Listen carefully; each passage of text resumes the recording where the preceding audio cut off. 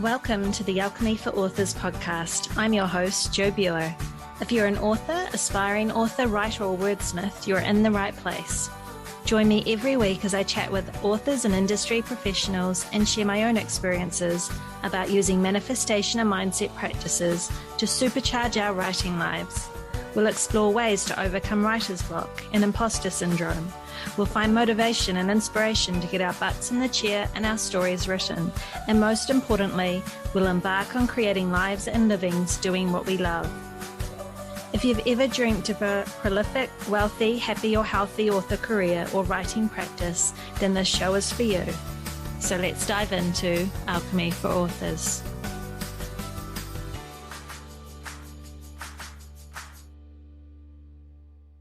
Hello, my lovelies. How are you all doing? So we are nearing the final week of NaNoWriMo, and I have fallen incredibly behind with my word count. So I will be working my little tush off all this week to try and play catch up with that. Now, I know that for many of you listening to this, not all of course, but for many of you, you may dream of one day making a living through your writing. Then if that's the case, maybe today's episode will inspire you. Today, I'm chatting with freelance journalist and writing coach, Rebecca L. Weber. Rebecca shares her journey to becoming a freelance journalist and gives tips on moving through those pesky mindset blocks along the way, as well as how to best pitch stories to publications to set yourself up for freelance success. So, if you've ever dreamed of taking charge of your writing career through freelancing or writing articles to enhance your platform and increase your social proof, then this is definitely the episode for you. So, take a break from your NaNoWriMoing, if that's what you're doing right now, grab a drink, find a comfy chair, sit back, and enjoy the show. Hello, my lovelies. Welcome back to another episode of Alchemy for Authors. So I can't wait for you to meet today's guest, whom I think you're going to learn just so much from. Rebecca L. Weber is a freelance journalist, writing coach, and host of the Writing Coach podcast. Rebecca has covered social justice, the environment, the arts, travel, and more for CNN, the New York Times, USA Today, Dwell, and many others. She's helped writing clients break into publications like The Guardian, The New York Times, Bustle, National Geographic, The Washington Post, Photos, and Al Jazeera. Rebecca is based in Cape Town, South Africa, near a colony of wild penguins, which I think is just so fabulously cool. So welcome, Rebecca. I'm so excited to have you join us today. Oh, thanks so much. It's a pleasure to be here. So I would love if you could start by sharing a little bit about how your writing journey began. Yeah, well, I am one of those people who was total book nerd as a little kid, like loved reading and writing from a really young age. And I think always sort of imagined that I would be a writer. As a little kid, I remember going to the library and being like, there's all these books. So obviously it's not that hard to be a writer, not that hard to do it.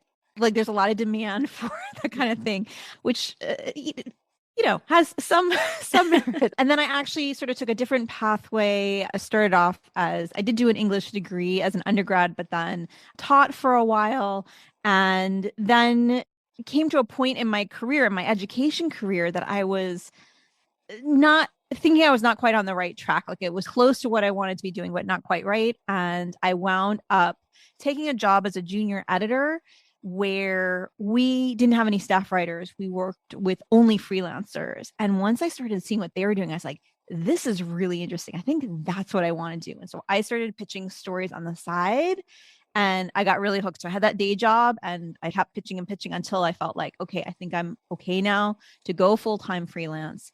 And that's been a long time. I think that's, 2004 since I went full-time freelance. That's been a pretty long time.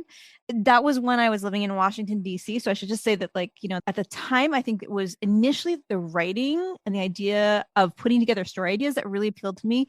But along the way, I also became really fascinated with interviewing and just getting to talk to people. And now that I live in South Africa, when I sort of moved to South Africa, it was such an interesting way also to meet people from all different walks of life that and get to ask them all kinds of questions that normally you can't really ask, but that it was totally appropriate to ask in a role as a journalist. So I really enjoy that aspect of it as well.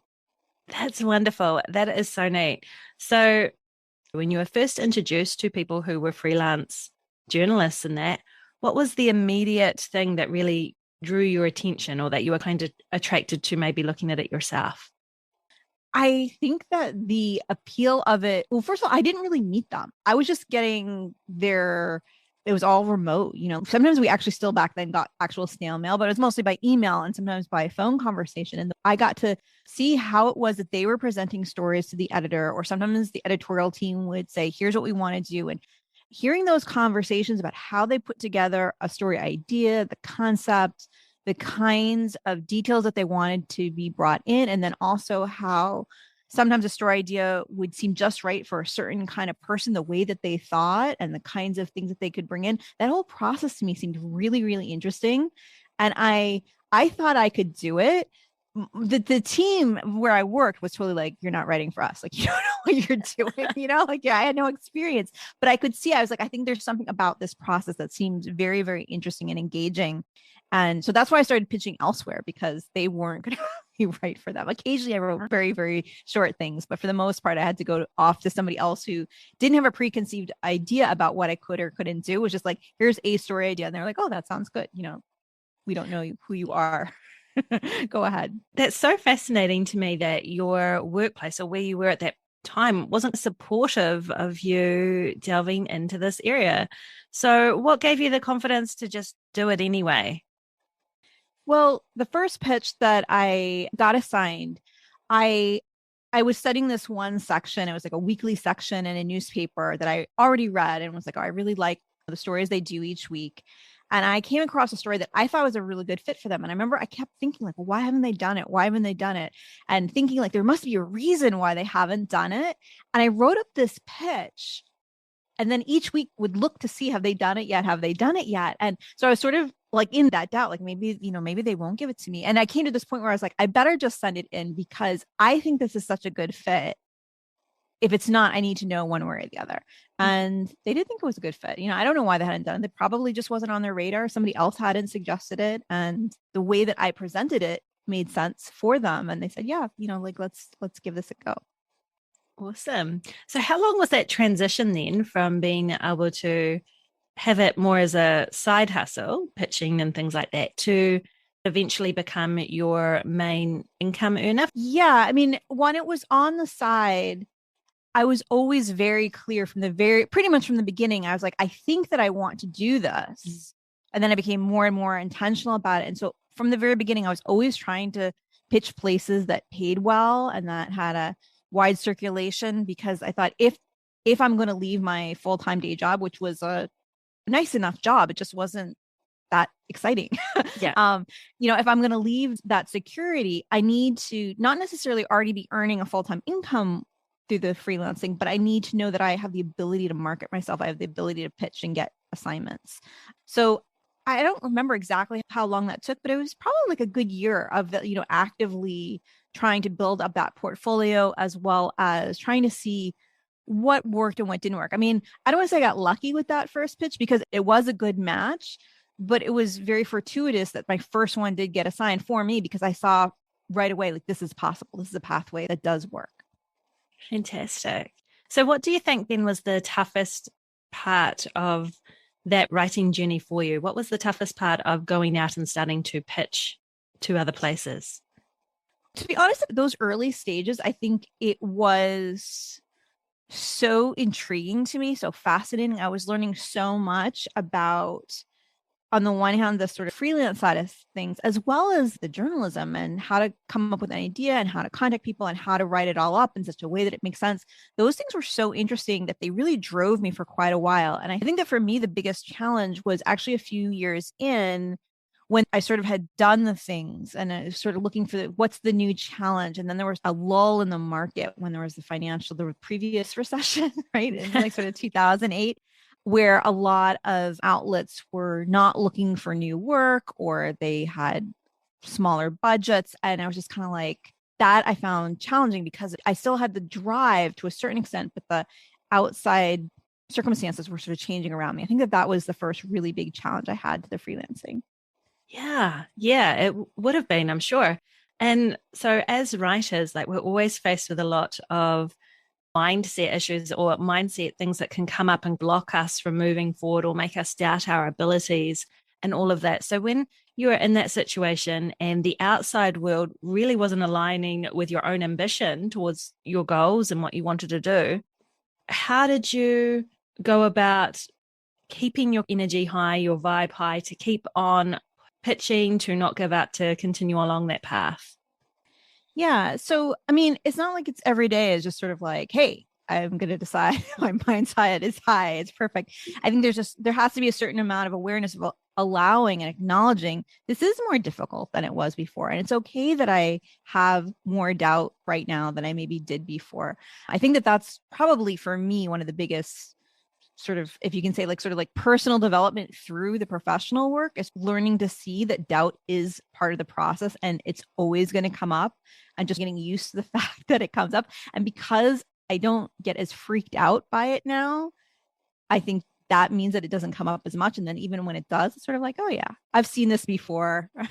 Not to say that I don't sometimes get caught up in it, but for the most part, I feel like I've worked with it a bit better. I think at that point with the recession, I did feel like I will be able to figure this out. I don't know how, but sort of kept going. And for me personally, one of the things that shifted was that, and this is kind of weird, this is a poor judgment on my part, but when I moved from Washington, D.C. to Cape Town, I didn't want to tell my editors that I had moved because I thought that they would somehow hold it against me.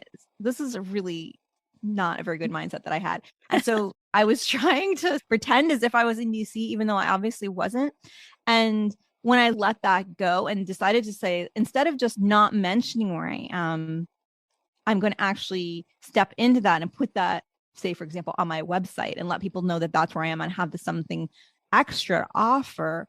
Things started falling into place more. And then I was actually able to start breaking into more places and doing more ambitious and more interesting work from there. How did you build that confidence then to also go to those publications and that were maybe a little bit trickier to get into? So did you start with your first publication being something that you thought was maybe a little bit easier before you went to those higher end publications? Well, for me, the very first place that I pitched, that one that I mentioned, that newspaper, it was an education section. Once a week, they did an education section. And as I mentioned, my background was in education. So for me, it sort of seemed like a natural segue. I already know about the subject matter. So on the one hand, those issues were already on my radar, but then also I felt comfortable finding out more about it. And for example, you don't know how it is in New Zealand, but in the States, there's a lot of schools that do not like the educators to talk to the media. It's just sort of a general rule that they don't like it. But in my case, I was often able to make my case and talk to them, let them know I had this background as an educator, da da da. And often they would warm to that and they would speak with me. And so I just found it a nice segue in. And I think that a lot of people can do that. It doesn't really matter if it's a professional background, it might just be an interest or a hobby or whatever thing you're obsessed with on the internet, that thing that you're interested in, that can be a segue that you can sort of rest on that subject matter so that you're not trying to figure out too much all at once, if that makes sense. So that Yeah. allowed me to feel more confident. Like I feel more confident reporting on this. And then I did that with other things later on. Like I've done a lot of design stories, a lot of architecture stories. And then when I wanted to do a real estate story, that was for the Wall Street Journal, which is one of those publications that made me a little bit like, oh, like I'm not a business person and it's sort of high profile, whatever. But I was able to say it is going to be a real estate story, but it's going to be a design oriented real estate story. And if I could see that as a strength, as a plus, as something that not all of their reporters could do, that would be something that would make it more feasible for me and also bring something in addition to the readers there as well. That's great. Now you have your own coaching too, where you help other freelance writers. And so, what would your tips or first steps be that you would recommend for them if they were just starting out and interested in doing something like this and pitching to other publications and things like that? What's your first couple of things that you would recommend that they do? Yeah. So I think the first thing, and this is a little counterintuitive, this is not everybody's first move, but it's actually to identify the publication first. I mean, you might already have some ideas, some story ideas that you have in mind. But I think that actually, once you identify what the publication is and you're really looking at it, not so much as a reader, but the way that you might enjoy it yourself, but to be looking to see what are the kind of stories that they're doing, what are the angles, how do they approach it, and then really try to analyze it from the point of view of either how you imagine the editor, what the editor might be looking for, and what their readers might be looking for. Once you have that in mind, then once you start to look for an idea, you can develop that idea for that publication specifically. And I think that that actually makes the process go much more smoothly. Then you're not caught up in this thing about who am I really writing for, or writing it for yourself, and it doesn't really match what the editor needs. It allows you to sort of have that through line. I mean, I'm sure this is true to a certain extent. It's different than if you're writing a book or a novel that's like purely like an artistic expression, right? Like this is more, I think this is a little bit more driven by the market. And so there is room for creativity, but with that particular thing, in terms of like the marketability, you have to understand who it is that you're writing for, who the audience is, and that makes all your other decisions line up with that initial decision. Now, I find that so interesting because I have zero background in journalism and pitching to publications or anything like that. My background is in novel writing, where it's a little bit more for me, starting out with that passion project or that idea. And then before I get to the physical writing, I do a bit of the market research in case there's any tweaks that I want to do. And so my first thoughts at pitching before listening to you was that, oh, I would probably write down a list of all the different ideas, then try and find a marketplace that might suit them.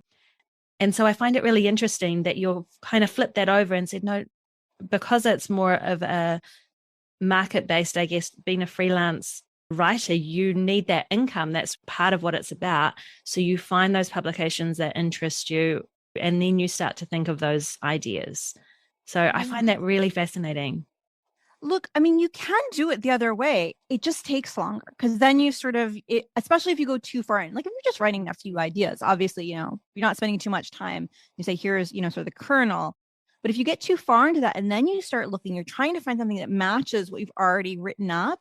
And that becomes really hard if you don't know exactly what you're looking for. Are you trying to, if you think about it as if you're a dressmaker and you're making a couture outfit, you'd first take the person's measurements and then be like, what's the right fabric? What's going to flatter them? How tall are they? All those kind of things, rather than doing it the other way around. But it obviously it can go either way. And I think that ideally, I mean, one of the things that I've done and that most of the people that I work with, not everyone, but one of the things that a lot of people put as a real priority is finding a client that they can work with for the I say long haul, for long term, so that they're not always coming back to who is this going to be for. You can think about it a little bit like being a staff writer. The staff writer would be like, I know who our audience is, and there's so many different stories I can do for them, but I have to keep in mind who it is that this publication is geared for. And once you sort of understand what their needs are, then you can write for them again and again and do lots of different ideas for them. And I think for all of us as creatives, you want to have some parameters, right? Even if you have the ability to do absolutely anything, you have to start making some choices at some point, saying no to some things and yes to others. And I just feel like if you're going to sell the piece, you're going to have to choose the market. So if you do it at the beginning, you just save yourself some hassle later on in terms of it making it be a good fit. I think that's such a good idea, thinking for the long term like that, so that you've got a little bit more stability, because I would imagine being a freelance writer, you're a little bit at the whims of the world. And yeah, so I think that's really great. Creating that kind of consistency and those publications that want to work with you over and over again. And so I would think that creating those really good relationships with those publications would be a huge part of keeping them on board, really. So with that in mind, is there particular skills and traits beyond just writing that you think makes a good freelancer? I think being able to make decisions quickly and confidently is actually one of the bigger things that separates out the people who keep stumbling and getting stuck versus people who are able to say, look, I'm going to make a decision. Let's say with even that very first thing, should it be this publication or this publication? Okay, then I've picked the publication. So it should be this story, this story. Okay, it's this story. Should it be this person I interview or that person I interview? There's so many decisions along the way. And if each one is going to stop you, it's going to be very slow. And sometimes people are so concerned that they're going to make the wrong decision that they get frozen. Whereas the people who make decisions quickly and are able to say, you know what, no matter what decision I choose, I'm going to learn from it. Those are the ones I think who make the most progress most quickly. I mean, that's true with the writing itself as well, right? Yeah. If you are like, I want to try a new kind of intro, I want to see what it's like if I use these different kind of words, different kind of sentence structure. If you're only going to use the things that you already feel super confident about, like those might be your strengths, that might be great, but sometimes you want to see what else you can do. Yeah, absolutely. Absolutely. So, what's your recommendation then if somebody is stuck in that paralysis of being a beginner or trying to be too perfect or that imposter syndrome and that, but it's kind of paralyzing them from moving forward? So, maybe they're just getting too stuck into the market research and not actually putting the pictures out there. Or do you have any tips or advice for people that might find themselves in that horrible spiral a little bit? Yeah. There's those spirals. I can really Mm, get you. Like I feel like there's ways to look at this like strictly from the mindset point of view as well as the practical actions. I yeah. mean, like from the practical action, we could say you set a limit, like a time limit. Like I can only research this publication for 25 minutes or whatever it is, if it's 15 or 60 or whatever it is. But you say like that's a hard limit, and then I have to move on to the next thing. That can be helpful to have that guardrail. But the thing is that if you come at it from the mindset of I'm going to support myself, I'm going to make good decisions. And if you notice those things, like you mentioned the imposter syndrome, if you can, it's kind of hard when you're in the middle of it, but if you can notice what it is you're telling yourself, I actually find it really useful to write it out, all the things that are coming up. And when you see it on the page and be able to sort of like fact check what's going on, like fact check your mind, is this actually true? And journalism, well, maybe not every journalist, but not all outlets, but you're supposed to fact check the things. You're supposed to see, like, is this actually verifiable? Can outside people say that this is accurate? And if it's not, which usually imposter syndrome type thinking isn't, then we say, okay, if this isn't true and it's not helpful because it's leading to this like overwhelm and spinning out and just spending too much time on one step, and trying to get some insight there as to what else you could tell yourself that is actually factually true and that might be more helpful in terms of allowing you to make that next decision and move forward. Yeah, I absolutely prescribe to that. I think that's fantastic when you find yourself in that spiral, getting it down on the paper. If you can like remove yourself and take yourself out of that kind of spiral and everything, and then flipping that script, really, isn't it? It's also looking for evidence that might suggest that you are wrong in your thinking. I've talked to a few different authors and writers, and Becca Syme is one that comes to mind. And she always talks about questioning the premise. So whenever we have any thought that, oh, you have to do things this way, or oh, I'm not very good at doing that, or nobody's going to be interested, then you need to question that idea, question that thought, and look for evidence that might support otherwise. Because we all know, like, we can find evidence to support anything, right? But we're so naturally inclined to go to that negative bias that, yeah, I think that's a fantastic idea. Yeah. I love that phrase that you used just then. I mean, I think that that's so true. And those kind of phrases like I have to, it's always one of those giveaways. Like, let's take a close look. Do you really have to? You might not like the consequences if you don't, but probably you don't have to. No, there's not a lot of things in life that we have to do, or it's that we should, because we're looking at maybe somebody else's way of doing things. And well, if they're all doing it, then I should be doing it that way, which might not actually be a good fit for us. So, yeah. Yeah. Yeah. So, with your coaching business and everything like that, so am I right in seeing that you coach freelance writers? That's your kind of niche? Yeah, that's the main group of who I work with. I work with people who don't necessarily identify as writers either, like the sort of interesting, because there are a lot of people who are like coaches or entrepreneurs or students, academics, people who do writing regularly, professionally, but not in that kind of a way. And what's interesting, I don't know if you know this, but virtually every journalist also does creative work. Like they also are a poet or a novelist, or they want to be, right? Well, it It's makes just sort of the sense, right? truth. Mm-hmm. Yeah. I've always thought of writing as a creative endeavor in whatever form it takes.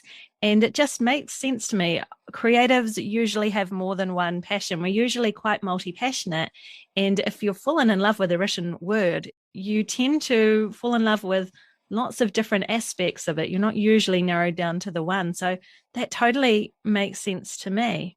So, with these people that come to you, what is your main work that you do with Mm-hmm. them? So, what's your main coaching practice about?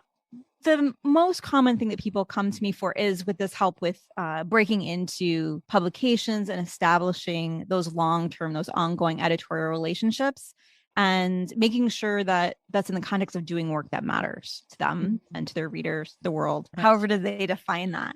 And so we go through these same sort of steps about, identifying the publications that are good fits for them, figuring out what story ideas they want to work on and how to develop them and how to present them to the editors in such a way so that they get those assignments.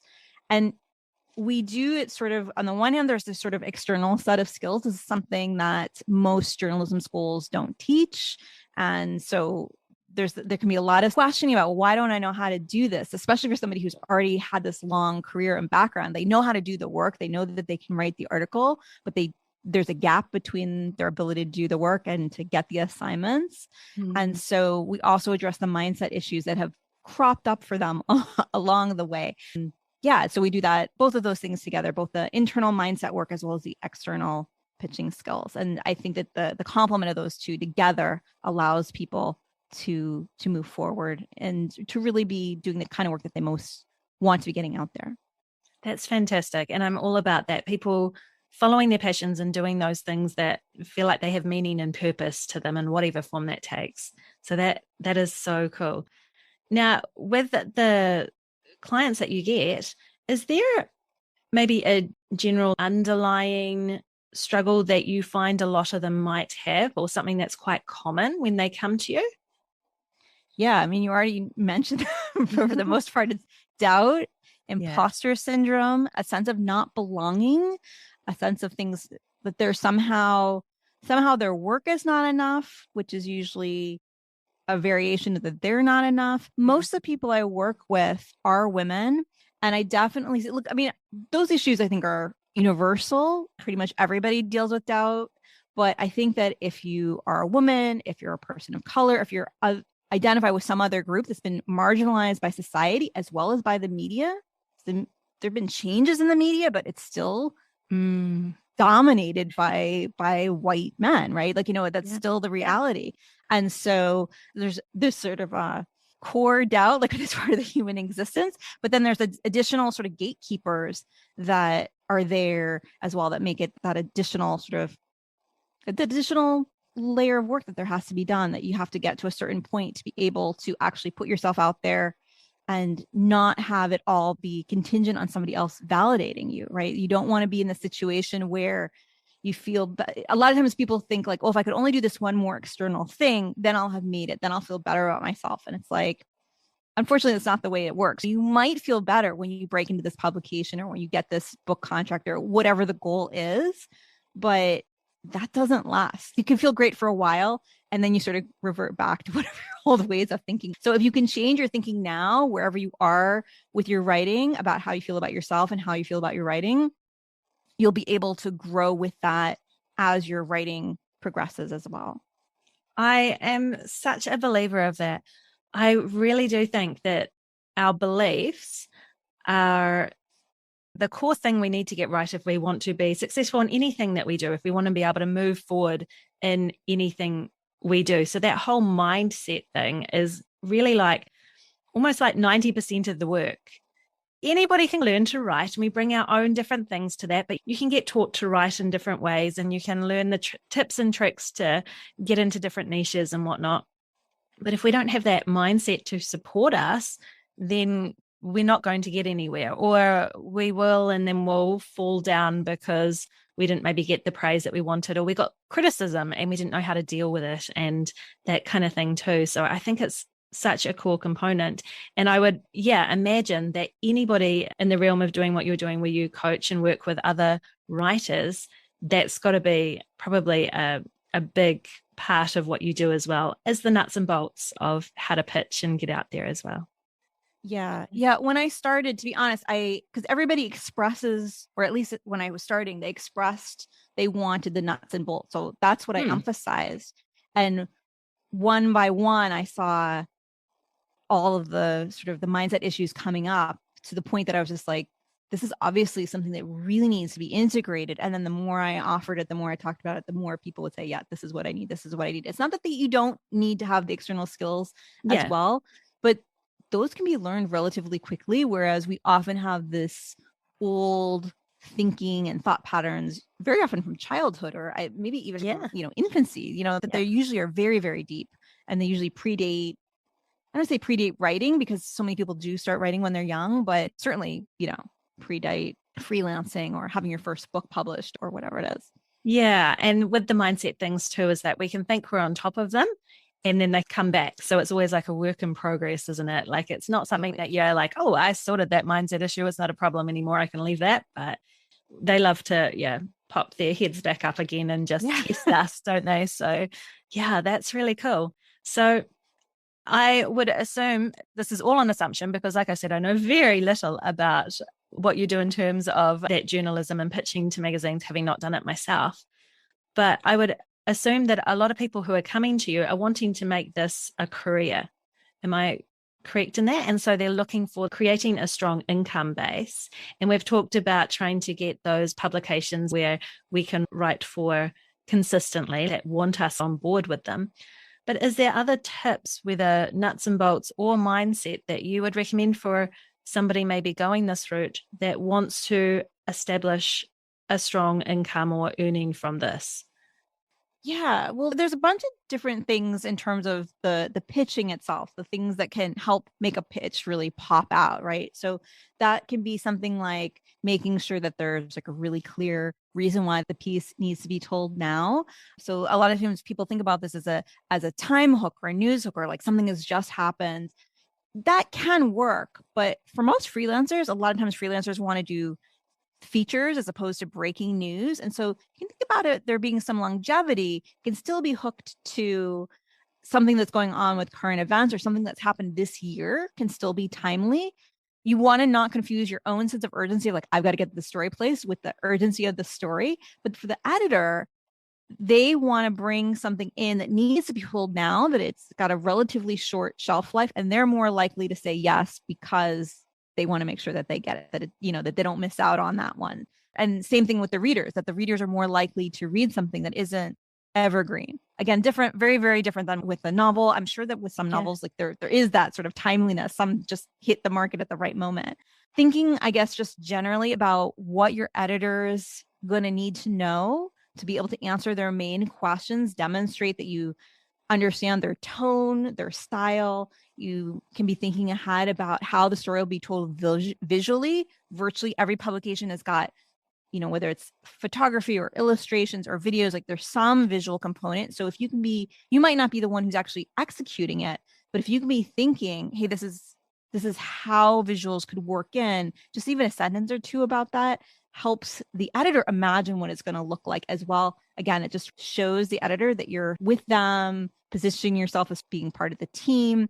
And that's the kind of thing that makes them want to work with you, not just this one time, but again and again. And then just all the other sort of stuff that's just sort of, I feel like some of it's just common sense, but I know that not all freelancers do it, in terms of responding reasonably quickly to emails, like, not going AWOL, and delivering. If you can't make your deadline, you let them know ahead of time. You don't wait until 2 days afterwards. Yeah. And Yeah. I find it interesting you say it's common sense, but it's things that sometimes when we're in the trenches with it, that we forget. We can get so kind of tunnel visioned about, well, I got to get this article out, or I've got to do this pitch, or I'm on to the next one. Because I would assume also with this that you want to be consistently pitching as well, not just do one a week and then leave it for a while, or whatnot. Sometimes that common sense stuff, or things that we think of as common sense, we can just forget about because we're just trying to do the next thing. yeah. And So pitching for publications and that, is it quite a fast paced thing where you need to be doing several a week, or what does that normally look like? Well, it does depend on the nature of the kind of work that you do. I was just sort of giving my own bias. I definitely Yeah. prefer to do features that have sort of, Yeah. there's more time. It's not that I'm just trying to get them assigned so I don't have to work on them, but it gives me more time to sort of get things done. I have done some breaking news, like it's done right there. When Nelson Mandela died, I did stories every day. There was like a 10-day period, and that I was really driven to do. It was a really unique situation, and I wanted to do the stories. And if you couldn't do them really quickly, you were out of the game, right? You couldn't submit those a Yeah. week later. They had to be done the same day. But if you have an idea about what the nature of the work is that you want to do, if you want things to go a little bit slower pace, and that you just choose those publications and choose those kind of sections. I think it is useful for most freelancers. The way most people work is they want to have things that they're in various stages. So as one project is completing, there's another one coming up.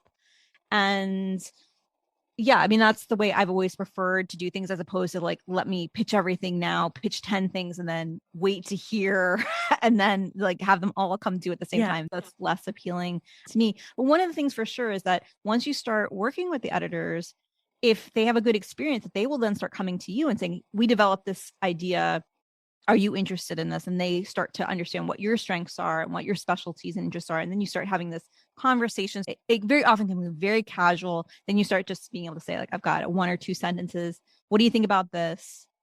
And they're either like, yep, do it however you want to, because they know that you know what they do and how they approach things. Or they might say, let's discuss a little bit and figure out how to flesh this out. But that's great. There's that real human aspect to building those relationships too, which I think is really important with having that longevity. And so I wanted to ask you then, the place where you started as like a junior editor and everything, and they weren't really interested in you doing this, did they ever want to take you on for any work as a freelance writer? I never did any work for them as a freelancer. I mean, I did do a little bit of writing for them while I was working for them, while I was there, but it was very little. And to be fair, I mean, in retrospect, they were kind of right. I mean, I was new and they had a huge budget and they worked with people who were really, really excellent at what they did. And maybe they could have mentored me a little bit more than they did, but it actually wasn't quite a good fit. I don't think I could see the gap so much at the time. I just thought, oh, I'm ready. I'd like to try. And they weren't quite ready for me, or I wasn't quite ready for them. Yeah, exactly. But it sounds like it worked out really well in the end anyway. With a freelance writing, would you also recommend that people also establish their own website or market themselves in some way? Or is it literally just pitching? I think that at some point, yeah, you do need to put together at least a digital portfolio, if not a website. I don't think that it's the first thing that you need to do. So in my case, that first pitch that I sent off, I didn't have any samples to show them, right? Like I had to get my first published piece and then the second one and the third one. I had to sort of build my portfolio. And until you have that work, I don't think there's really much point. Like, I don't think there's much point in putting together a whole website. I think that you can get caught up in that and think I have to have a website. The editor is not going to give you an assignment because you have a nice looking website. They're going to give you an assignment because you wrote a great pitch that's really just right for them and their readers. And you could also just send them, you know, if your stuff is online, which so much stuff is, you could just send them links, or you could have a LinkedIn profile. The website, yes, at some point you want to get together, but it's not the first thing. Yeah. Now, I think when we first started corresponding, you had said something about how placing pieces in established publications and things can also help you, or help authors, or help people in different realms grow their platform as well. Can you talk a little bit about that? Yeah. Well, so I just said you don't really need a website, right? So some people obviously have huge websites and huge blogs, huge podcasts. And if you have that huge platform, then when you go either to self-publish your book or have it traditionally published, you have that platform. You have those people already that are you already know that they're going to buy your book and be evangelists for you and all that. But if you don't have that, then placing pieces in outlets that already have that large readership exposes you to them. And depending on the nature, you know, you might be able to have in your bio, have a link to your book or to talk about your book, or at least back to your social media, that kind of thing. And if you're writing articles that are somehow related to your Yeah. book or your potential book, it can also then help establish you if you're looking at a traditional contract of like, look, here's who I'm writing for. This is who my audience is. You could also think about, as your book is coming out, you might be saying, I'm going to put more attention into getting more pieces out and driving that sort of attention towards sales of the book. Yeah, I like that. I can understand how pitching to different publications can also help you build that platform. Even if your intention is not to be a freelance writer, but it's that you're in coaching, or like you said, you're writing, maybe nonfiction books in particular would probably do really well with that, where you are hitting those niches and those publications that were very similar to what you offered to the world, just to get your name out there with other readers and establish expertise in that realm as well. Yeah. I was just speaking with actually somebody who's a novelist. She's had a number of books done that have been really successful, both models, so self-published and traditionally published. And she was saying how these days is all about being on podcasts. Podcasts are the medium that sell books, right? And so that it's interesting because you could say, well, I'll just go for the podcasts. But if you have a couple of pieces that have been published in recognizable places, it can also help get you onto some of the larger podcasts, right? It's just sort of a measure of, you know, if it's like credibility, it's a different kind of what they say is like social proof, but like not social media proof. It sort of helps people vet you and to say like, okay, you know, this is somebody who already has this sort of experience and credibility and can help, I think, bring you into different kind of arenas as well. That's fantastic. And I know I've seen on your website too that you do offer, I think it's a freebie that talks about ways that you can go about pitching as well too. Can you talk a little bit about that, like what you offer so people can find it as well? Oh, yeah, sure. So it's a short PDF guide that goes over some of the things that you really want to keep in mind when you're sitting down to write that pitch. I mean, we talked a little bit about some of them, but it just sort of helps walk you through. And those are the same steps. It's like a mini, sort of like a seed. Like if you plant the seed and give it water and nutrients and whatever it needs, that can grow into, that then becomes my entire program, right? But it's sort of like, here are like the ideas that you need. Yeah, so that's fantastic. So if people are interested in looking into this further, then of course they can connect with you. Just before you put all your details in that out there, though, I want to know what's next for you, because you've got this amazing podcast that I recommend people go listen to, because I was just like having a look at it over the last little while and just, yeah, I'm going to be a regular listener for sure, because you have nice kind of bite-sized pieces as well. Like they're not terribly long episodes, but very to the point and succinct, which I really enjoy. But you were talking about how a lot of people with freelance writers, and they also have these creative pursuits. So do you have ideas to write in different arenas on top of your podcast and freelancing and coaching, or what's your thoughts? Yeah, that's not something I usually talk about. You don't have to. I just dropped the seed, didn't I? Thank you for what you said about the podcast. That's very kind. Look, I'm definitely somebody who always has really enjoyed fiction and novels. That's what I read for pleasure, for sure. I think that someday, yes, I would like to write a novel. I'm not working on one right now, so Yeah, that might be a whole different episode at some point in the future. Right now, to be honest, like I'm working right now, I'm focusing a lot on the podcast, and I'm going to be running my program again next year. So right now I'm just focusing on the next few months and just bringing some of the things that I've been doing the last few years up to, I don't want to say up to speed because they are up to speed, but just sort of bringing to the next level. I have a couple other ideas that I've been working on that I haven't introduced yet on the podcast that I really want to get out there and sort of emphasize in terms of helping people break through like their mindset issues, because I think that's, as you said, like so often this is the thing that holds people back. And I think with writers in particular, writers tend to be self-reflective and intelligent and self-aware and all these things. And so sometimes they can use the mindset sort of against themselves, right? Like they're aware, like, oh, I'm holding myself back and it's my fault.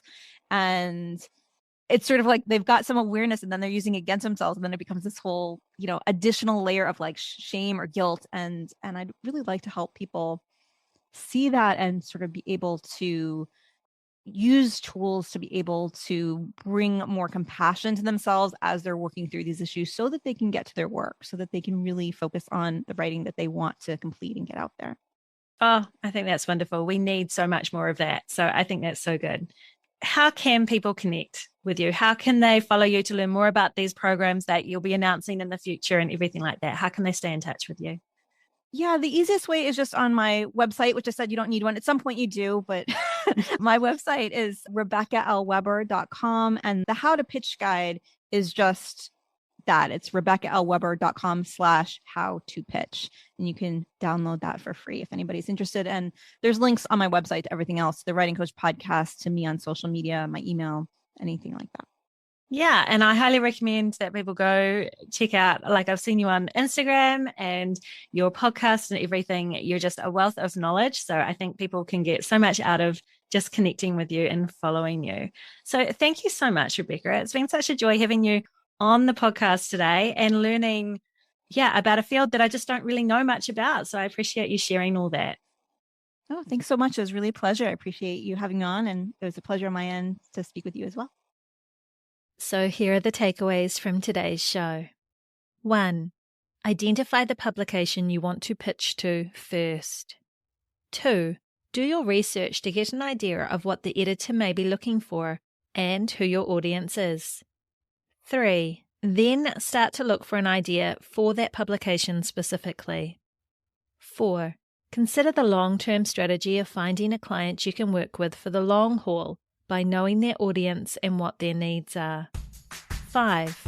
Traits of a good freelancer include being able to make decisions quickly and confidently. 6. When paralyzed from moving forward by overthinking or imposter syndrome, set yourself time limits to get things done. Also, fact check your inner critic and the things you're saying to yourself. 7. Do the work of changing your thinking and how you feel about yourself and your writing now. It'll make it so much easier for yourself in the future. 8. When pitching, make sure you're clear about why the story needs to be told now and include a description about what visuals might work well with your story. 9. Make sure you respond to emails in a timely fashion and let your editor know early if you're not going to meet your deadline. 10. To make it easier for yourself, have multiple projects on the go at varying stages, so as one project is completing, you have another one coming up. 11. Build your portfolio before considering creating a website. 12. Writing articles can help with social proof, particularly when going for a traditional publication for non-fiction books, or when you have a coaching business or pitching to be on podcasts. So I hope this episode has inspired you to consider freelancing or writing articles to complement your author platform. Remember that you can connect with Rebecca and find out more about her coaching through her website, RebeccaLWeber.com. There you'll find links to her freelance writer bootcamp, and you can download a free copy on how to pitch. If you've enjoyed this episode, I would really appreciate if you could leave a review on Apple Podcasts or star rating on Spotify. This helps send traffic my way and keeps this podcast ticking along. And if you're wanting to connect with me, find the transcript for this episode, or if you want to check out any of my books, you'll find all these goodies on my website at jobuer.com. You can also subscribe to my newsletter and download a free PDF copy of Manifestation for Authors, tips and tricks to supercharge your author life using the law of attraction. Just go to subscribepage.com/manifestation for authors. But as always, you'll find all these links in the show notes. So I am wishing you a wonderful week ahead, my friends, and happy writing.